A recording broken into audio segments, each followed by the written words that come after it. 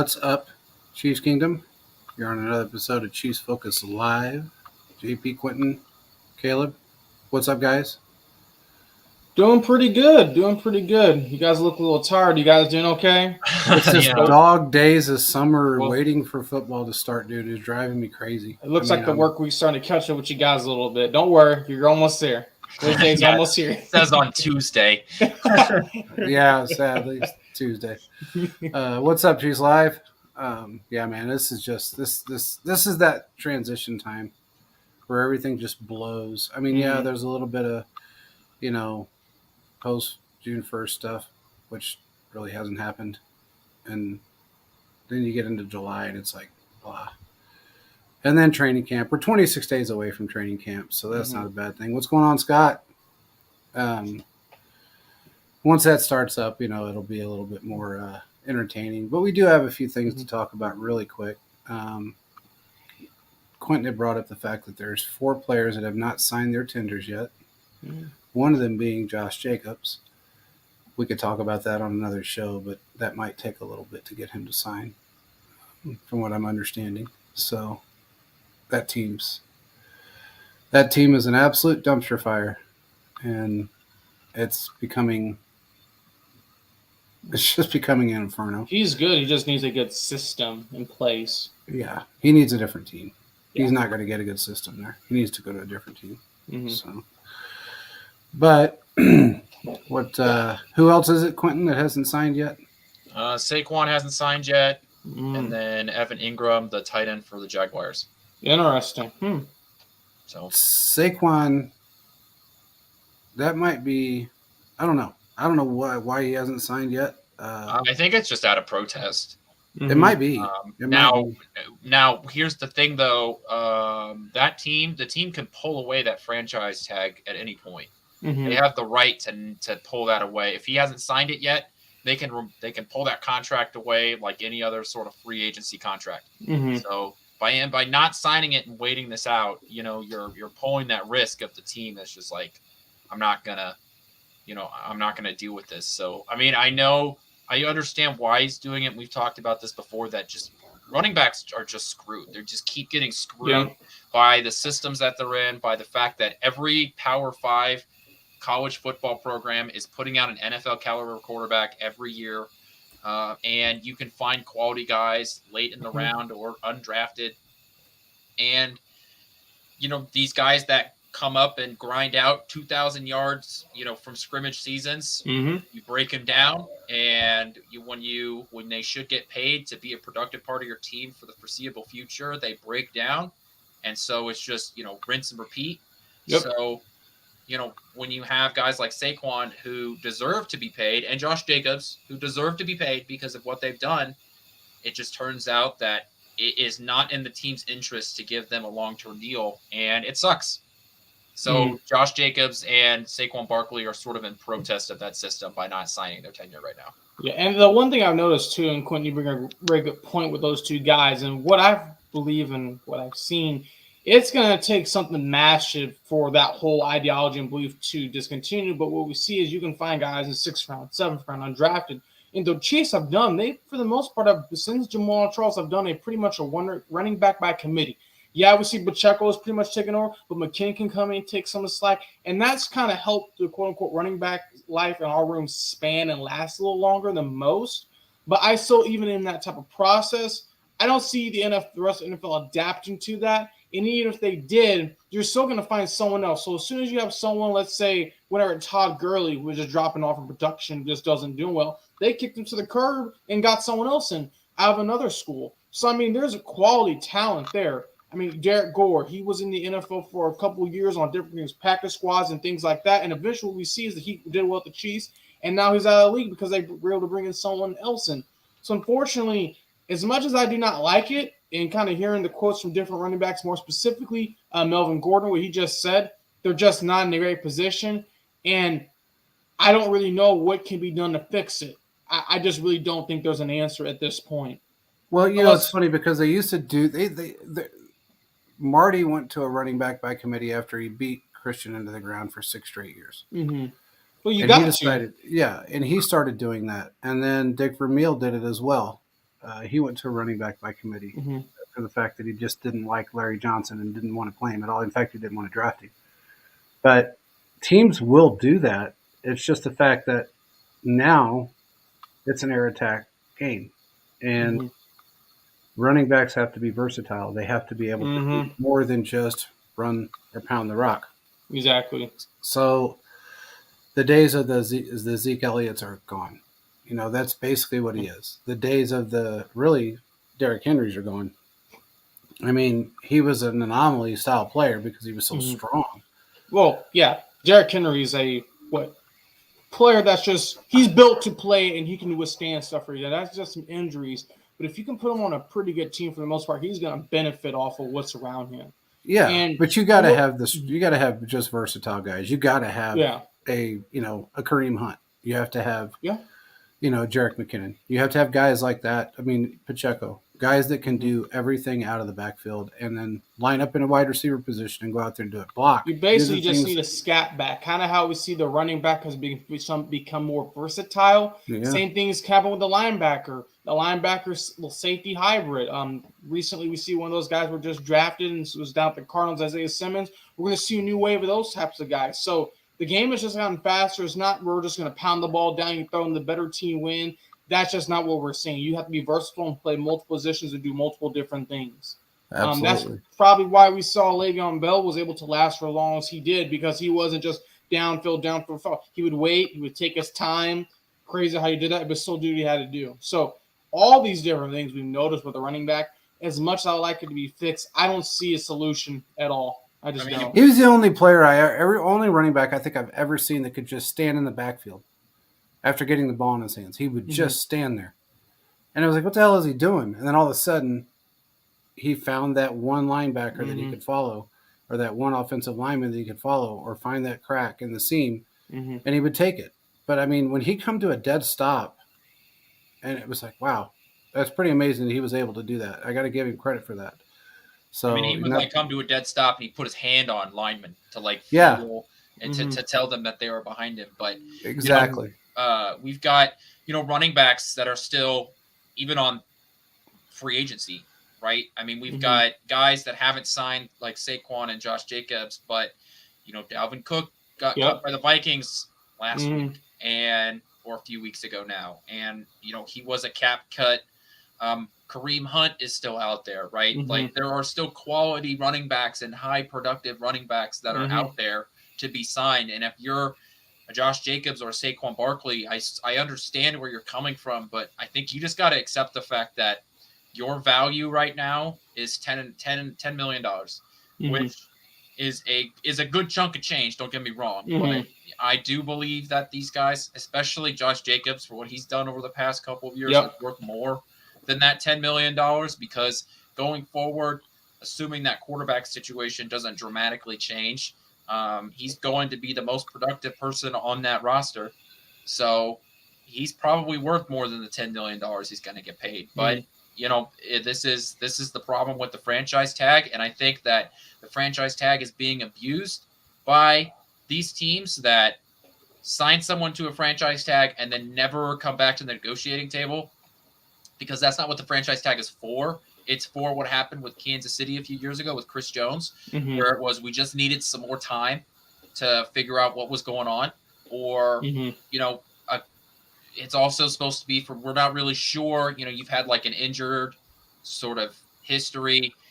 We just need to see you do it one more time, right? That prove it year.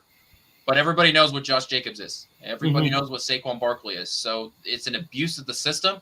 And I think that, it really is going to hurt running backs. But like I said, like the teams aren't objectively doing anything wrong. Like this is the correct way to build a team. Yeah, exactly. I'm not going to put $100 million into Ezekiel Elliott and watch him break down in 3 years. It's just that kind of productive. I can put that money in other places. And at the end of the day, they're a business. As much as people want to say, oh, they're supposed to win Super Bowls, they're really a business. As long as they can make even or get people in the seats and things like that, that's only kind of what they're looking for, what the best bang for the buck. So, $500 billion a year industry. I think they know what they're doing. I mean, their net is ridiculous. So, Saquon and Josh Jacobs, I think both of their tags are $10 million. Yeah, it's like it's 10.1. $10.1 million. That's guaranteed money. It is. It's not like it's, you're getting 5 and then another 5 in incentives. You're getting $10 million, $10.1 million. Mm-hmm. So whether you get a chunk of it up front or you get it throughout the season, that's a fat ass check every Monday. Yeah. And honestly, I mean, I think I would take it for now and then just move on to another team. Look, and who knows if next year, because you can tag 3 times if you, if teams. Oh, it's 2. No, you can Or go you up can to 3. do it. It's just never been done before. It's never been done. Ah, okay. Because every time it adds another 20%. That's my point. Fair. Or That's fair. not just the 20%, it could also add market value. Mm-hmm. It's not just 20, it's the 20% on top of whatever the market value may be. Mm-hmm. So if your market value jumps by 15% and you got a tag on 20, there's 35% you're adding to that franchise tag for the following season. It's never been done, but again, in the running back position, with the running backs wanting to be paid the money they want to be paid or should be paid, especially if they're versatile players, you may see teams going that direction and saying, okay, we might just franchise tag this guy 3 times. How would you guys feel if their contracts are based off incentive base? Do you think that would make things better? No, it would make it worse because the teams, it's too much of an air attack era. I mean, it'd be different if you have a scat back like a McKinnon, incentive base. I mean, it's pretty good. Yeah, I mean that'd be a little bit different, but I mean, not everybody's McKinnon. But that's where pushing towards more of those scat backs, like running backs, can do multiple different things. Then you're going to have owners that are going to go, okay, well, you know what? We've got 6 wide receivers. We've got 2 great tight ends. We don't need to, if we don't want him to make his incentives, we don't have to. That's fair. Make those incentives. But if the player's that good, sometimes they can get around that. That's true too. It's like finding a needle in a haystack because there's just so many factors. I would say there's always going to be the Saquon Barkleys and the Derrick Henrys of the world. There are always going to be big power backs that make it in this league because as teams move to smaller, more athletic linebackers, those power backs are going to become more valuable.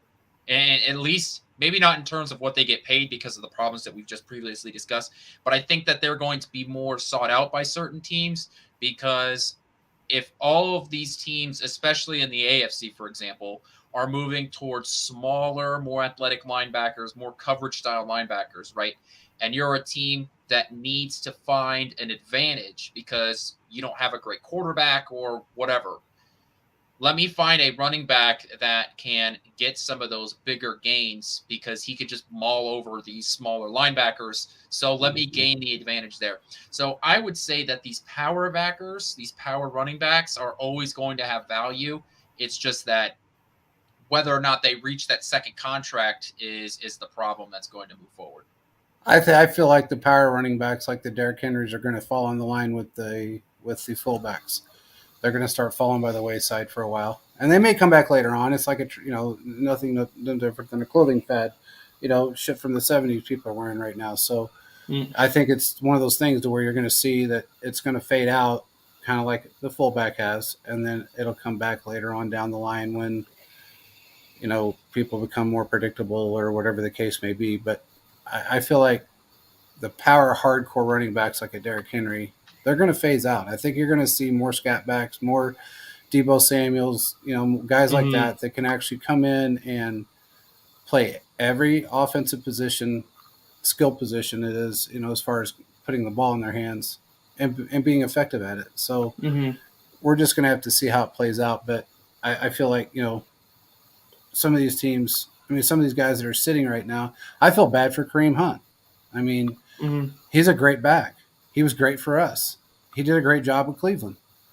He's one of the most versatile guys in football, and so is Saquon for that matter. And Saquon knows it. Saquon's been great since. I was pounding the table for us to get him when he was injured. I was hoping we'd pick him up because it would have been a great deal to grab him at that point, get him healthy, and then put him out on the field because he does so much on the field. He carried that team last year. He carried the Giants last year. It's that simple. He did. So, and that's his first year back, and he carried him.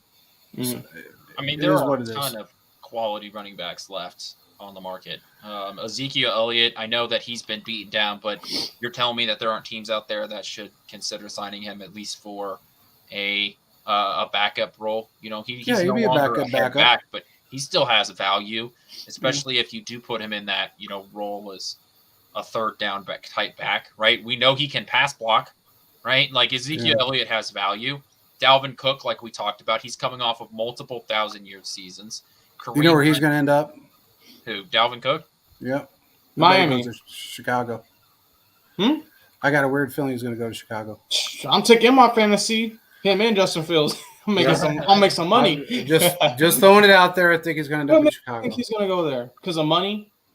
They're going to throw the bag. I think it's a combination of money and the fact that they need him, and he sees the potential that team has, and they will use him. So I have a feeling he's going to end up there. Okay. But then you've even got, I mean, you look further down this list, Darrell the Barrel Williams, right? He's still available. He signed that 1-year deal with Arizona last year. There's guys, it's like names that you recognize, and it's like, I'm surprised that you haven't gotten a call to be on a roster yet, just because, I mean, these are guys with NFL experience that can have value. Maybe they're not going to be, you know, the peaks of what they were, whatever their career was early, you know, maybe a year or so ago, but these are guys that provide value. And the fact that these guys are still available really shows sort of the surplus that the NFL is running into in terms of running backs. Well, also, you got to think, a lot of these guys are going to be off the street during training camp. Give it 3 or 4 days a week into training camp, and you're going to see guys getting signed. So most of these guys, when we see this twice a year, it's usually right before training camp, and then you'll see an influx on that third phase where a bunch of guys are on the street, and then they're picked up mid-September, you know, the end of September, and then the good guys will be picked up, and the rest of them will be trying to figure out what they're going to do or on a practice squad somewhere. So, yeah, the injuries will happen, and these guys will get signed simply because of the need, right? Like Kareem either Hunt injury or people aren't going to be able to make it. So yeah, Kareem Hunt is not sitting on his couch the entire NFL season. No, he's going to get signed somewhere. Someone will get hurt, and he'll sign a very incentive-laden deal. But my point is that like that sort of talent shouldn't be offered that. Take Kareem Hunt and put him at a wide receiver position, and he would have been signed as soon as free agency opened.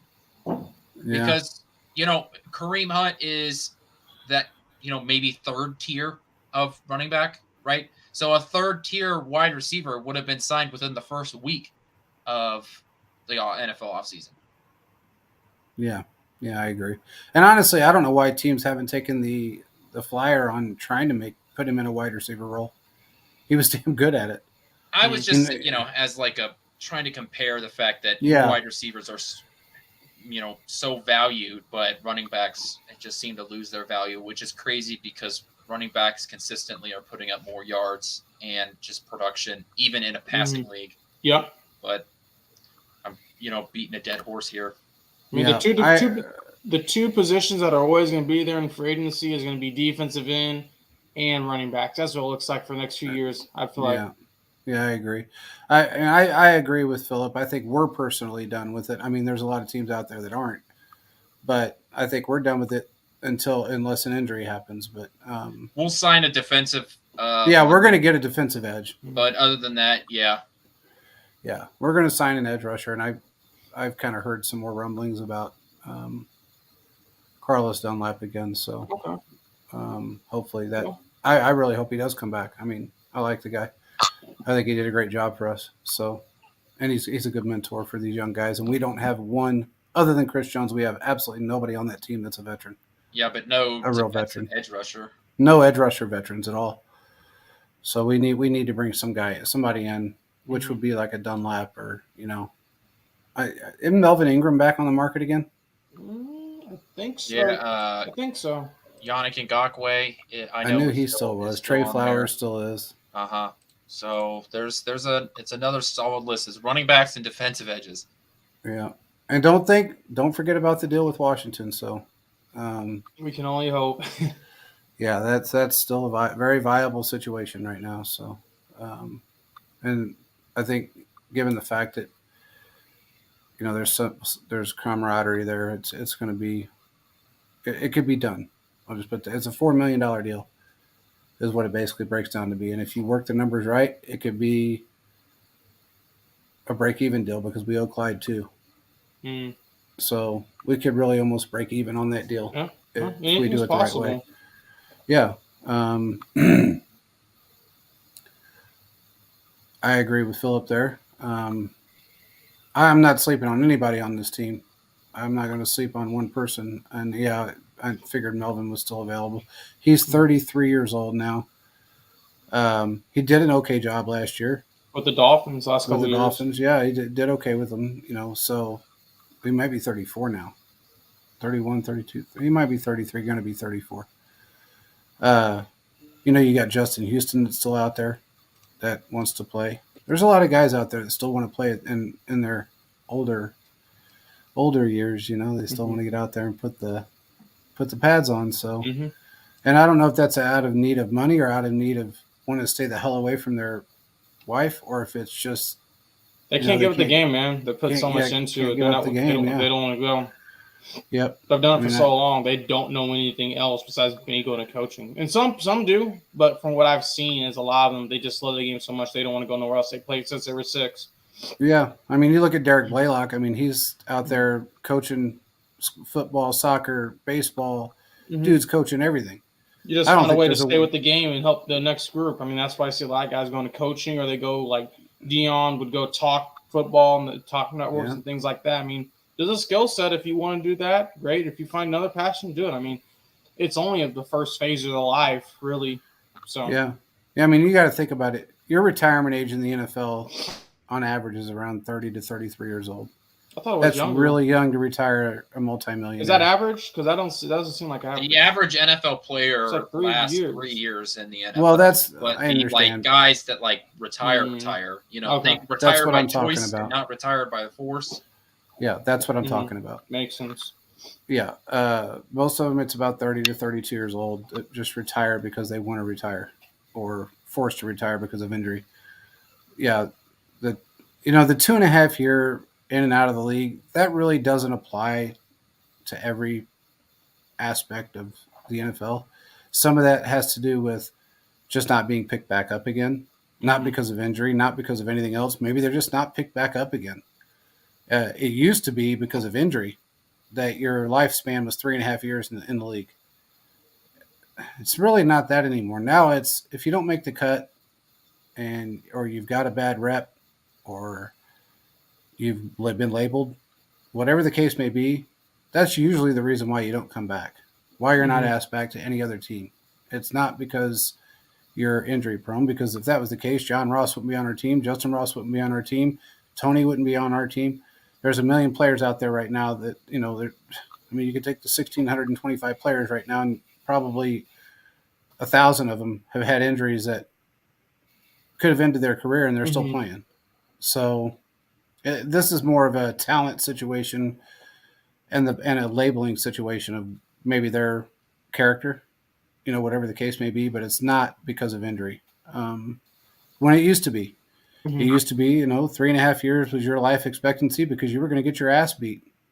It just is what it is.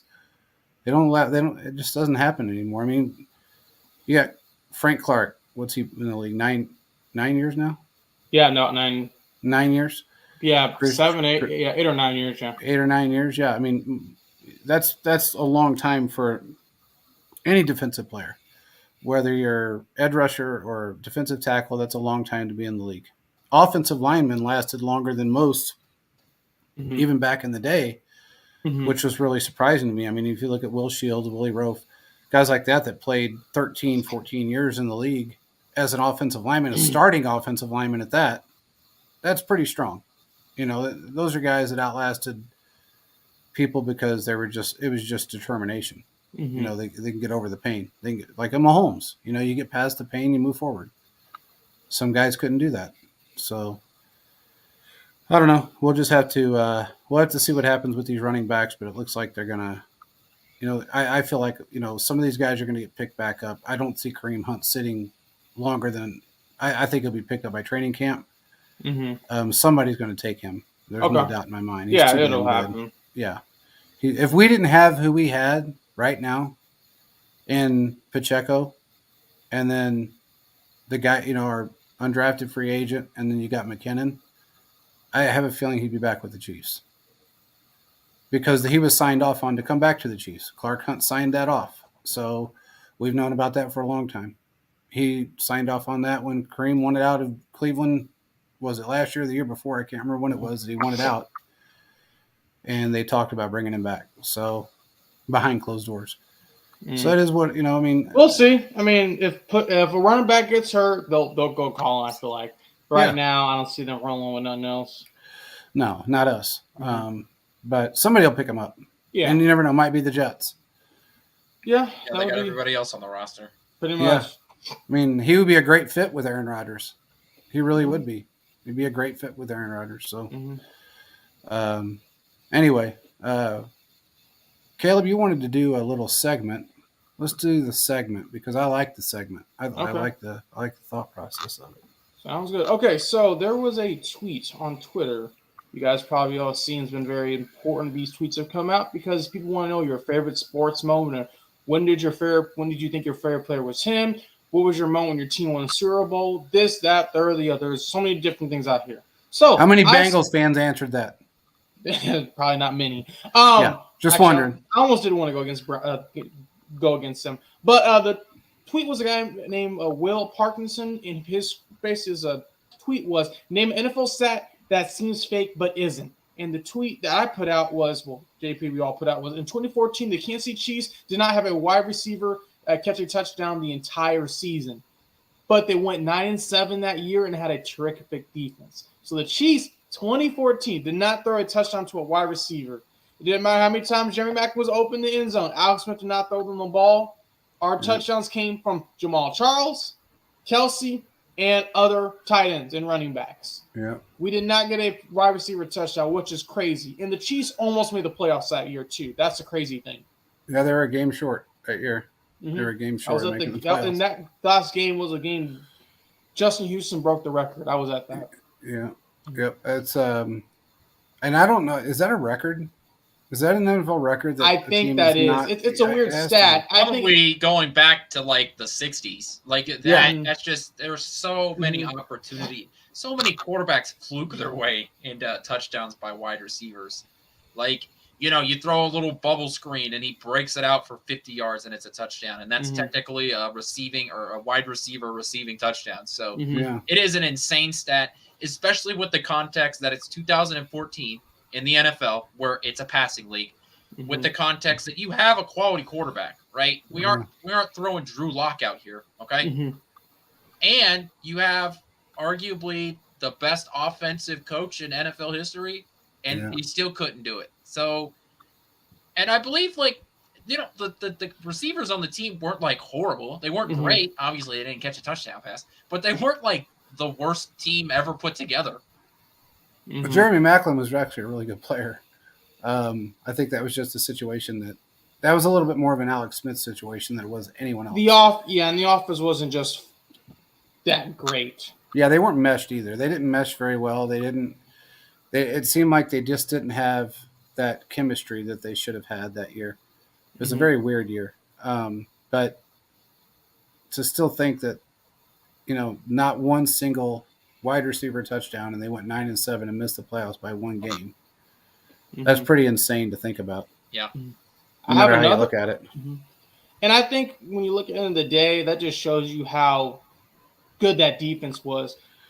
Eric Berry, not Jamal Charles. Eric Berry, you had Justin Houston, you had Taba Ali, you had a bunch of other great defensive players and stars on this team, Don Terry Poe. They were just dominant. That defense was top 10. And then very next year, they got a 2 seed and lost to the Steelers by like 3 or 4 points, but the defense pretty much kept them in the game. I mean, that just shows you when you have a top 10 defense, I mean, anything's kind of possible. Absolutely. Absolutely. What's the next one? Go ahead, Quentin.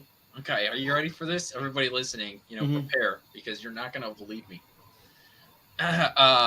In Kansas City Chiefs history, there are plenty of guys who have an insane amount of tackles for this team. Derek Johnson is one, right? 941 tackles. for this team. The next closest is Tamba with 460. Mm-hmm. Okay. Number 5 in Kansas City Chiefs franchise history for sacks or for tackles. Mm-hmm. Ron Parker with 342 tackles. Oh, Ron Parker has the fifth most tackles in Chiefs history. I know why. Congratulations, Ron Parker. The bend don't break defense. He was always back there tackling. After That's exactly what it was. That's why. Fifth most tackles in Chiefs history. He is belongs above in the Ring of Honor just for that. I mean, my God, that's pretty insane to think about. I have one. If you guys didn't know this, the Broncos have not beaten the Chiefs since 2015, a 13-game win streak. Yeah, so, that's. I don't know. I mean, Tom Brady never went on that long a run, and if the Broncos beat the Chiefs this year, but 15 games. So you might want to check on a Denver Broncos fan. I know quite a few of them, and they do not like it when you bring it up.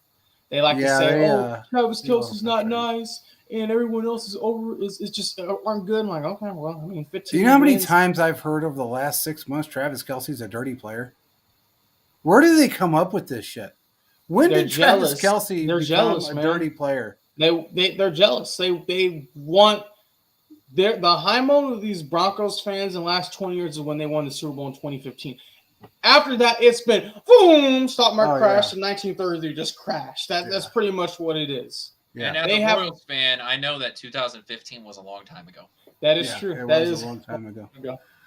Mm-hmm. And honestly, fun fact: the Chiefs, that whole playoff scenario came down to seeding, because I believe if the Chiefs had a different seed than what they did, they would have went ahead and maybe pushed the Super Bowl, because the Broncos had an easy playoff path, and the Chiefs basically split the series with them, but the Broncos had the advantage. Yeah. And that allowed them to try to push through. I mean, the Chiefs went against the Texans, and they had to go against the Patriots. I believe if it was different – sorry, no, it was the way the seeds worked. If they had like a bracket, like you play this person and then you go to the next person, they had to where they played someone, but they had to play someone else at the bottom end of the bracket because of the way the seedings and stuff worked. If that wasn't like that, I would tell you they would have been in the AFC Championship game that year. I fully believe that to this day. And Shannon Sharp, for all those who didn't know, he said when they were going through their picks on CBS, he's like, Kansas City Chiefs can make a run to the playoffs. Yeah. So, Alex Smith, he was a little bit of a fan. You know what's crazy to think about? Now you bring up Shannon Sharp. For a guy that spent his entire career with the opposing team, I mean, the shit that went on when he played in Denver and the things that were said and the arguments between him and Derek, and he is actually a Kansas City Chiefs fan more than he is a Broncos fan.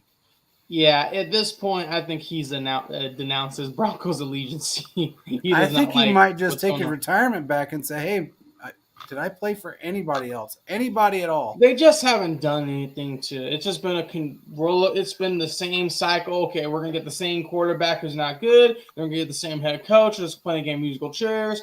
We're going to sign these big name guys, and they're going to do something great. And nope. And when we get close to being the Chiefs, we just lose just by that much. I want to hear from the guys in the chat, too. How many of you guys think Denver's going to end up second in the division this year? Because of Sean Payton, I would do that. Because of Sean Payton and the fact that they signed. If the Broncos steal a game from the Chiefs this year, I'm not going to be surprised it's going to happen. As terrible as the Raiders been, they always seem to steal a game from us. That's just, unfortunately, that's just what's happened. Except for last year, and the year before. It's like every other year we either sweep the division or we lose one game in the division. I mean, that's kind of pretty much how it works. And it's a game you don't think they should lose, but it happens. Well, Mahomes' career, he's only lost 3. If I'm not mistaken, he's only lost 3 divisional games. Yes, he's lost to the Chargers and 1 to the Raiders. Yeah. No, he's lost to the Chargers twice. Yeah, 2 to the Chargers, 1 to the Raiders. Yeah. Yep, that's true. Yep. And 3 games. All 3 of them have been at home. Yep. Yeah. So think about the amount of games he's played in 5 years. Well, including this 2017 game that he won without throwing a touchdown. Look at the amount of divisional games he's played versus what he's lost. And they were at home. All 3 of them were at home.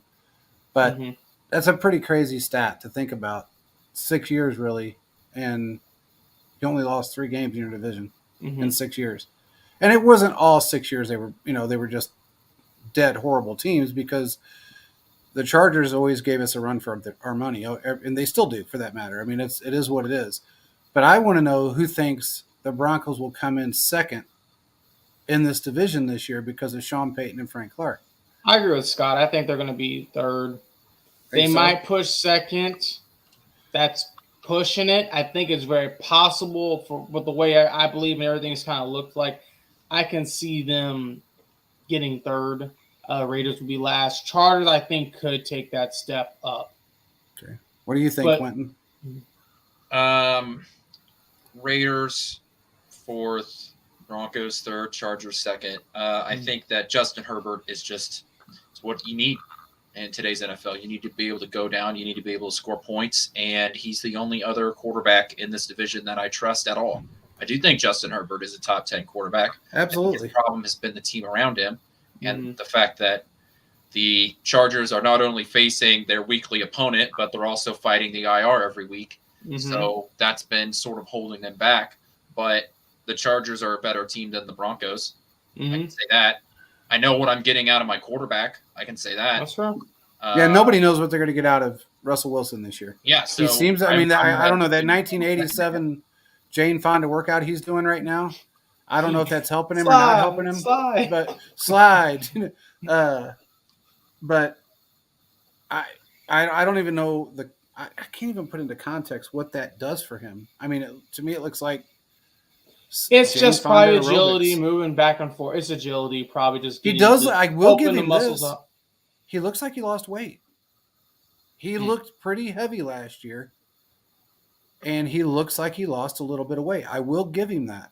Now, I don't know if that's going to help him at all, but he needs to be more mobile like he used to, and you try to be a pocket passer. I don't think he's got that in him anymore. I really don't. I don't think he has it in him. I think their defense is going to be better than it was last year, even though it was technically a top 5 defense. But I think they'll be a little bit better. I don't know if their offense is going to be any better. I still kind of give them the benefit of the doubt because I do not like the front office with the Chargers, and I don't like their coach at all. So I feel like the Broncos have that over them because they do have a better head coach, and they have a better front office, especially now. They got rid of Elway. The old regime is gone. It's all new. Well, Elway got promoted basically. He got promoted out of the spot. Yeah, he got promoted out of the position. He got his 3% and he moved on. So horrible. Yeah, terrible. Glad he's gone. I'm not. Yeah, we need him back there, JP. Yeah, bring him back. Bring back the old horse face. He was doing such a bad job. You know what? Honestly, I've never liked the man. I used to love it when greatest GM in Broncos history. Let's go. Bring him back. Let's bring back Elway. Come on. Let's get it started. Blake Bortles. Oh, God. I don't even know who else he signed. Brock Osweiler twice. He brought a lot of great quarterbacks. He drafted Paxton Lynch before the Chiefs could F that up. Let's go, John Elway. Come on. He brought in Joe Flacco. Hey, bro, look, he signed what's his face twice. Osweiler? Brock Osweiler. Osweiler got a bag from the Texans, and after like a season, this ain't it. Yeah, and he then got he traded went back to the Broncos. Denver. No, he got traded to the Browns. Then the Browns cut him. Yeah, and then he's out. And then he went to the Broncos. And then he retired. Yeah. No, he went to one more team after that and then retired. Was it the Dolphins? Texans? I think it was the Dolphins. No. Maybe it was the Dolphins. I think it was the Dolphins. Might have been. Then he retired. He was 7 years in the league out. He was done. He got paid, so. He got paid. He's a millionaire. I hope still. Some of them aren't, but I hope he still is. But he was not good. Elway was not a good GM. There's no doubt. I just don't like the man. There was nothing better, and we talked about this. I was talking about this with another guy here, actually, that he knew a bunch about what went on back. He's from Kansas City, an older guy that was around in that era. And he said, I used to love watching Derek give John Elway fits. And I said, there was nothing it made my day. It made my day to watch Elway run for his life from Derek Thomas. And then when he would run from his life for Derek Thomas, he had Neil Smith running up his ass. So it was a great time to be a Chiefs fan to watch Elway get crumbled. And we also talked about the time that Elway got the team flagged and a 5-yard penalty for crowd noise. We were sitting behind Quentin. We were behind the bench, the actual Gatorade table, laughing, crying tears because he wanted the refs to fine us. Yeah, I've seen And that. I I've seen mean, the video on YouTube. I was crying. Him I was standing there, actually his bawling, arms on his crying. hips, like It was the funniest thing I'd ever seen. Like a Karen. pouting like a toddler. Oh like, my I god! can't hear. Oh god! It was great. And then the best part was when when the ref walked up to Marty, he goes, "Look, you're gonna have to calm down your fans." He said, "So you want me to calm down 70,000 people? They're gonna be That's what louder. you want me to do? Give me a mic and let me tell everybody, hey, can you please keep it down for John Elway?" What is this? No, I would have said, can you keep it down for the baby over? I would have said something. Oh my god, it was great. And the ref just laughed. He went like this, and he was kind of giggling because he didn't know what else to say. Yeah, that's what you can do in that situation. And we're in the back laughing, and you can hear coaches saying, "Shut up, shut up." And it was just so funny because he was so mad. And then it got louder. Yeah. After that penalty came out, oh Mhm. my god. It got so loud that everybody left there with a headache. I know I did. Because when you're on the field, it magnifies by about 500 it's basically times. like you said, it's designed to be a dome technically, Yeah. and all the noise goes down. Oh god, it was The fun. Arrowhead Bolt, mystique. which is why the wind is always stronger on the field. Yeah, That it's- everything it whips around. it does. And it actually kept you cooler. I mean, it was weird, but it was such a people loved playing opposing teams, especially from West Coast teams. They loved to play in Arrowhead simply because even though it was hot outside, you stayed cooler on the field. When you heard other teams that said, "Oh, well, it feels like it's 120 on the field," it felt like 105, 100 degrees at Arrowhead because of the breeze, the way it was designed. Lamar knew what he was doing. But honestly, that was the greatest thing ever, is to watch Elway throw baby fits, and he still does it. I mean, the guy probably still throws fits at home. There's no doubt about it. I don't have any doubts. What else we got? We got hold up. So we have that tweet that just came out. Another one I was very interested in, kind of when your take on it, is it looks like the NFL officials are not happy with the situation that's going on with these replacement refs. And there's some tension between the groups. There have been some sources, I believe, saying that they're not worried if these individuals leave. But do you think if we have too much turnover from the officiating, do you think that's going to affect the league and the officiating game as a whole? What are you guys' thoughts on that? Yeah. I mean, we have part-time refs.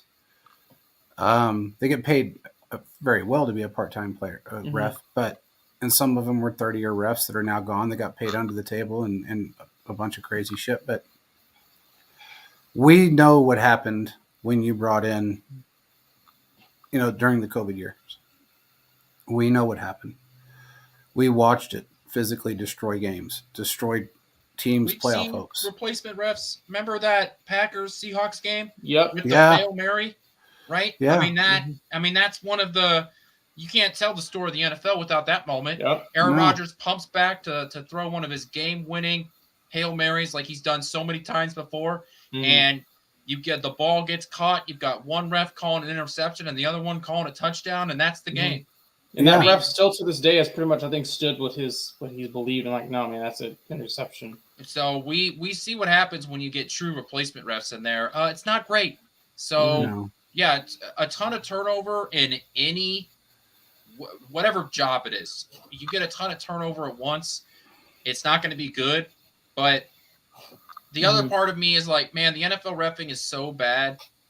I don't want to say how it could get worse because I know how it can get worse. It could just get worse. Chris Jones can get called for get flagged for roughing the passer because When he's not on the field. yeah, when he forgot to give somebody a breath mint. So Yeah. I don't want to say, like it can't get much worse because I don't know what football gods I'd be pissing off, but I don't know. I mean, to me, you seem to need a bunch of turnover anyways because it's almost like the refs just need to get a refresher on how some of these rules work.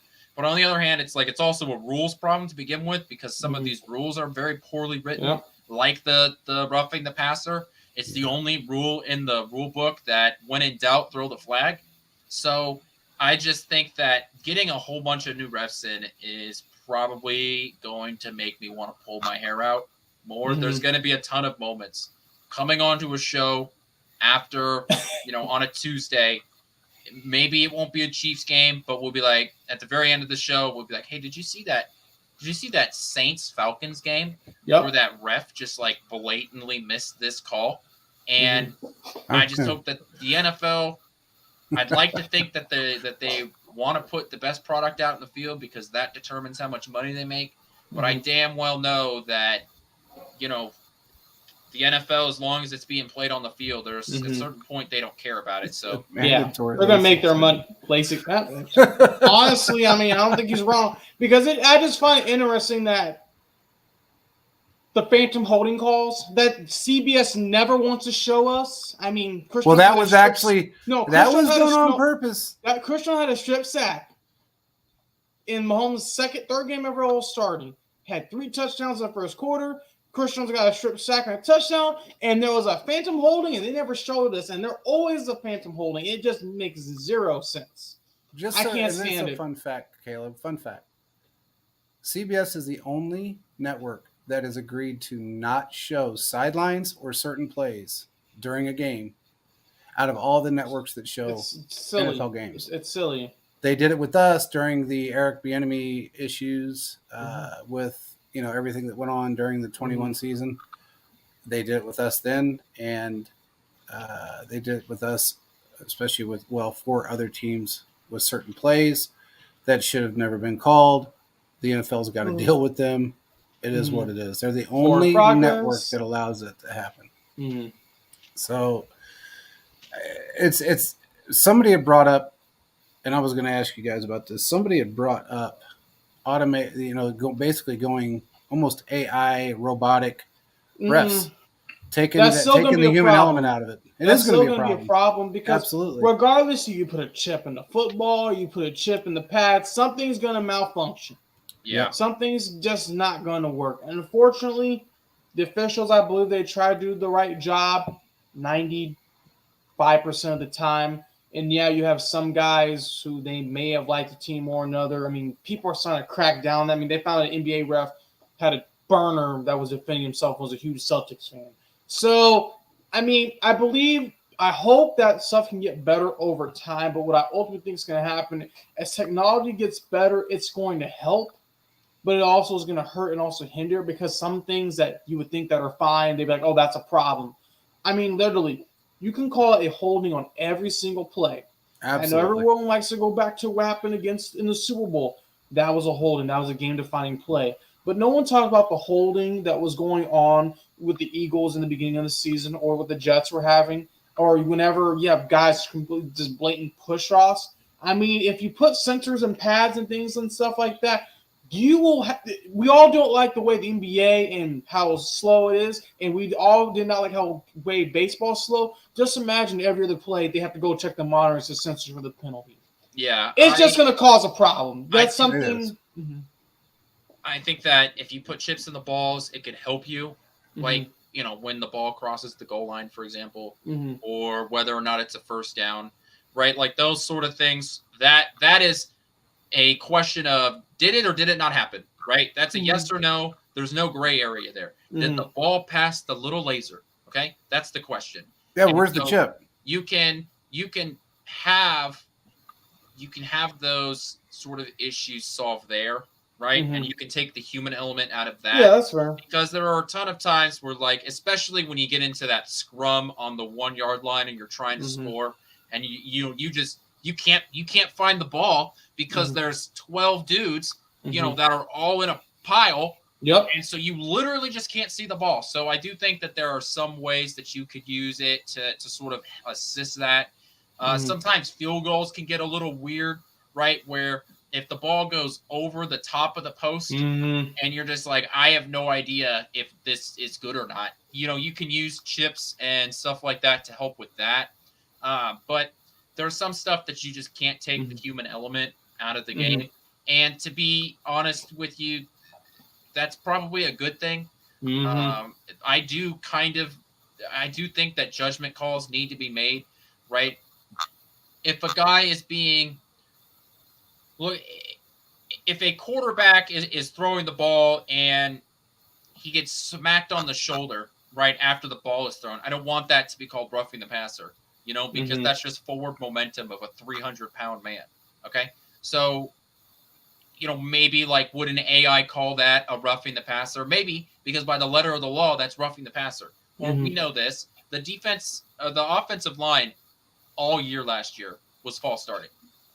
All the time. Every team, by the end of the year, every left tackle was getting a head start over the defensive ends. They're claiming that they're just timing it just right, which not every time. It's a false start. It's to help these it's to help these tackles with these defensive ends, because these defensive ends are so athletic now that these linemen need extra help. But it's just like, okay, is that if you're going to call that or not call that consistently for each team, I don't have a huge problem with it. Maybe some people do, but it's like a strike zone in baseball. Right? If it's a strike for one team, it's a strike for the other team. So just call it consistent across the board. Exactly. I don't think people are going to have too many issues about it. I would prefer it if refs stayed out of the game, generally speaking. I don't mind a little hand fighting between corners and wide receivers. I really don't mind that. I have a problem when you get like huge push-offs, or I'm happy when they took out the rule where corners had to turn around and look for the ball, right? Because a few years ago, if you didn't turn your head around to look for the ball while you put your hands up, it's an automatic. Yeah, that was a pass interference. So those sort of things. I'm happy that the NFL has fixed these problems, but I just can't imagine that if you were to switch to some sort of computer, like those sort of things would get so annoying. And I just think that the NFL needs to just keep working on and fixing their playbook. Well, the whole thing too is that even if you did put a chip in the ball, you'd have to have one in both ends of the ball, first of all. And regardless if it says yes, it crossed that line or not, you still can't see in the pile of, basically 14 300-pound men plus a quarterback and a running back and whoever else it may be involved, where their knee went down, what elbow touched the ground before the ball passed the line. So if that laser goes off, but yet their knee hit the ground, it's an automatic touchdown. Well, at least you have an answer to one of your questions, right? Because you're like, okay, did the ball cross the plane, and where was the person when it did? Well, you can at least answer 100% with one of them. I can at least fully tell you whether or not that ball crossed the plane. Yeah. So I do think that implementing that sort. Plus, there are already chips in these footballs. How do you think they get all these crazy stats with air yards and all of that stuff? The balls are already chipped. NFL players wear chips in their pads. They do that for like the stuff. And this the NFL will publish this like how hard the hits are on the offensive defensive line. That's where they get that. They're chips in the pads. Yeah, they started in boxing, by the way. If anybody wanted to know, that actually started in boxing. Yeah, the how fast players are running, right? All of this Amazon workshop stuff that they show on commercials, and there's that Twitter account that posts stuff about some of the crazy stats that comes out each week during the football season. Players and balls are already chipped up.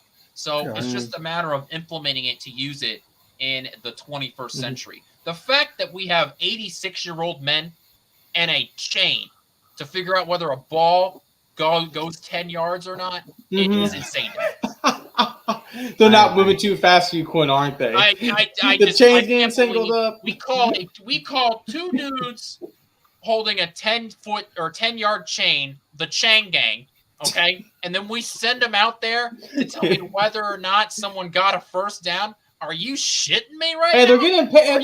They're in the game for free. I mean, hey, if they're paying me, I'm gonna do the best job I can do. First of all, respect the hustle. Okay, you want me to stand on the sideline for 2.5 hours and hold the chain up and walk every once in a while? Cold. Fuck yeah, dude! I'll do it. Hey, think about it, Quentin. They actually took out the, what was it that they had, Caleb? The one with the wide receiver to see if it was a catch or not, and the challenge. The actual catch challenge, they took that out because the pass interference challenge because of time restraints. But yet you got two 90-year-olds. They have to walk 10 yards. They're not that bad. come on, man. It takes them just as long to I don't walk even that 90 notice yards them. as it does for somebody I to don't, look the at only a thing time I and say, notice oh, no, them maybe it's is not a pass the only time I interference. notice them is this. Two different scenarios. Number one, they're not fast enough. Or number two, the chain got tangled up. Oh, no, I'm like, as long as I got the two lines, the white line, the yellow line, that's all it works they have for to me. bring. They have an extra chain because sometimes the chain breaks. Yeah. You know that, right? They have an extra chain because the chain breaking is such a problem that they were like, man, we got to have a second one of these bad boys. That's because they use what else that people gonna cheap have ass for their- junk. They use that cheap shit from Home Depot that you use, that plastic shit that costs 42 cents a foot that you use to block off a garage door to shop. That stuff can break. I mean, a 12-year-old can run right through that. Why are you going to use that instead of using something that actually? Why? Oh yeah, I forgot. It doesn't kink up as badly. Well, you know what? They got metal chain that doesn't kink up either. So, or I don't know. Get rid of the chain gang. All right. Yeah. What I've learned what that about it their was jobs though? Where are they gonna work? what Home Depot. do something They else. need I don't greeters. care. Find a job for them. They're This not is gonna an be working in this thing. anti-chain gang podcast. That's Quote fine. me now. What about their Yeah. jobs? What if that was your job and they said you're not doing no more? Then You know I- what? They'll make if just I as got much fired money from as that, a I'd be greeter like, at man, Walmart. Hell of a run, boys. Hell of a run. I would want all the free games I could get. Shit. Give them their free games afterwards. That's a free ticket. All I do is Hey. show up. I get paid and I get to watch the Super Bowl. Grandfather them into the free tickets, and whatever Walmart or Home Depot that they're the greeters at after they leave, they just get that day off. This needs to be clipped. That needs to be clipped. I'm just saying you can't just do that to someone. That's not right. You just can't. But unfortunately, I wouldn't surprise me if we did that. Hey, we didn't refuse to make automobiles because we were worried the horse breeders were going to lose their jobs. It's That's called right. advancement. All right, we're moving forward. I don't need Okay. your So- blind uncle who can see only out of one eye looking Okay. at the chain to tell me whether or not it's a first down. Then we Mhm. pull out a note card. All right, Uh-huh. and like try and figure out whether or not. No, I'm over. Okay. That was the most Okay, insane now let me shit tell I've you. ever seen. Wait, Hold since on, you're let gonna me go down that road of advancement, I'm gonna pull you some. Have you guys seen the TV show The Jetsons before? Oh yeah. Did you Okay, I'm say- just making sure some people haven't. We knew JP was around during Quentin. We weren't there. The Jetsons had literally showed a football game, and it's by two people, and they were the coaches, and they made the plays, and the robots did their thing. That's the way we're running into if you want to get rid of the chain game, Quentin. Where we're going towards that. And is everyone the will have a weakest team. Everyone has a slippery team. slope argument I've heard in my life. And I did high school debate for 4 years. No. I'm just telling you, the more you keep advancing technology, we're going to run to that where everyone can have a team. So JP can have a team. I can have a team. All I have to do is press some buttons on a computer and watch them play. Hey, Tecmo Bowl's great. So if you want to go ahead and do that, have fun. Hey man, Techno Bowl. If anybody ever played it, was great. Yeah, I mean, unless you you were want going up realistic- against like Christian Okoye or, Man, or you If know. you had Christian Okoye, that was real life right there. I mean, I'm telling you. Well, anyway, this has been entertaining to say the least. Well, I think. Oh, there was another rule about sports betting. Did you guys see the rule that they came out about sports betting?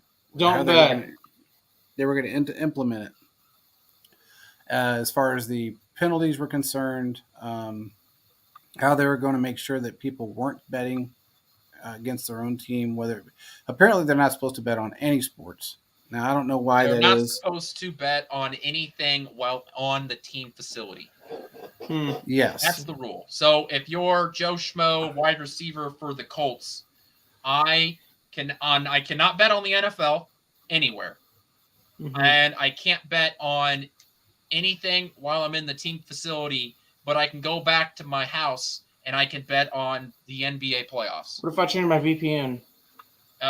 Those are No, they can probably all of those are location locked. Which is Yeah. why if I'm on one side of state line, I can't gamble, but I can walk across the street and I can gamble. No, that's yeah. Yeah. Doesn't surprises me.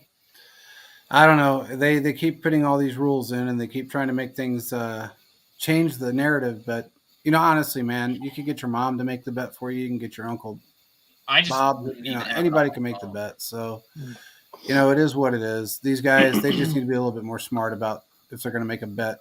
Just don't do it on, there's going to be too many issues because if you have a family member that bets, someone's going to run a fake story that you did this, that, and the third, and then the next thing you know, you're on ESPN. Yeah, so you might have a cousin it's not even worth it to even bother mess with it. Just make your money when you get out of the NFL. Do it strategically if you really want to, or vote doing other stuff. Yeah, you might have a cousin like Tyrann Mathieu. If you have someone in your family that makes a lot of money and someone goes two and two together, like, oh, we got a big story here.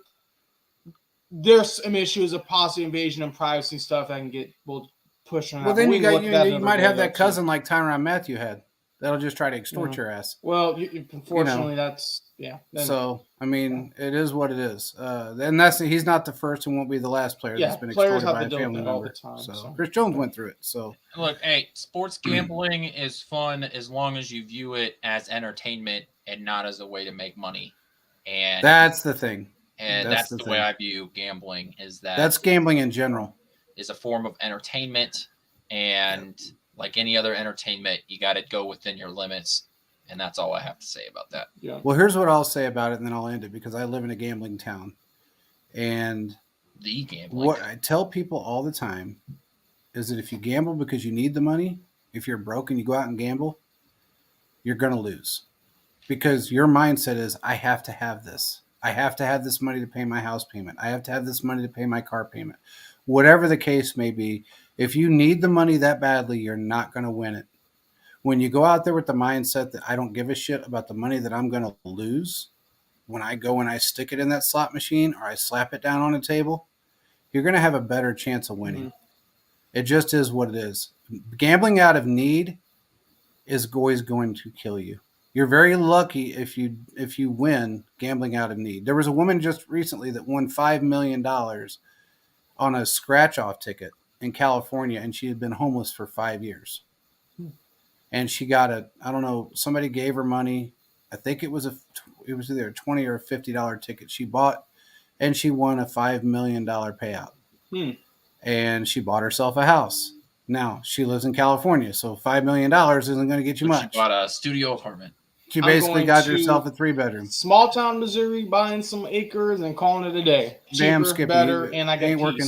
Yep, and retire. So, but gambling out of need is not the smartest move. There's a lot of people that do it. And you also, out here, you see a lot of people that stand on the corner with signs that were gambling out of need. Yeah. And it got out of hand. So, anyway, with that being said, the moral of that story is, gamble responsibly. We will be back on Thursday, and we are going to switch some things up for the Wednesday night show that is airing on Fantasy Sports Corporation on Friday. We're actually recording that show for them, and that airs on Friday. But we are going to be back on Thursday. We'll have some more content for you. We're going to come up with something in this drab time of, the slow dog days of miserable no football summer. But we will come up with something for you. Make sure you go on to Twitter. Check out our pinned tweet. We have a giveaway going on for a two-time MVP Patrick Mahomes bobblehead, very limited edition. Get on there and get it. If we hit 1,000 likes or 1,000 entries with the rules that are there, we're going to throw in a signed football. So make sure you get your entries in while you got the opportunity to do that. But with that being said, we appreciate everybody for joining, and we will talk to you guys again on Thursday. Peace out, everybody.